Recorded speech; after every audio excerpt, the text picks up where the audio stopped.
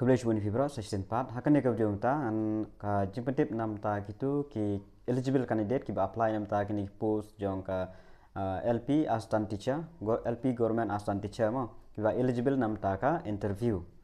te sakan mau bha marba yakilis kin nam penmi re po website mdon era kin ai betang po office ne notice board jo wade be po office ba pp apply hakan ko subdivision pp apply hang tahi kin ai kin ta bat kin pentip hang tahi kin nam pentip separately fi te la dona preng pi ki bam patip hadu mentaro e kita rek lak jong subdivision te sofa man lek mi sya kita ki office ba pp apply kidon ki ba apply ar lightly te la pilong eligible pya ban lek mi hi kita la him patip man mar kidon ki bam patip hadu mentaro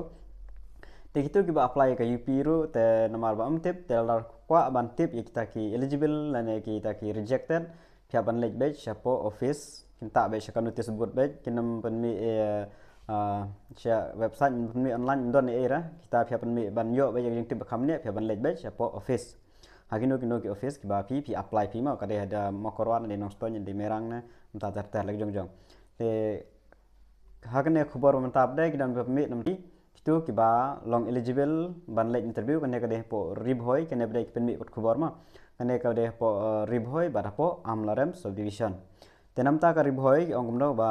kane notice. This is the general information to all the eligible candidates applying for the post of assistant teacher and government LP school on the Ribhoy district Ribhoy district to collect the calling letter for the interview from the office of the sub-divisional school education officer Nongpo within 7 days from the date of publish this notice during office hour and working days. Sakan mau kitu ki balong eligible ki badai po Ribhoy district akan ada notice 8 November tai ai po refi news ngi ban lek collect tai calling letter nam ta ka interview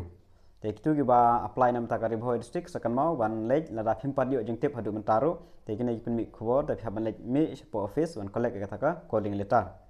te nam ta ka amlarem subdivision ru kumju nei kala da tip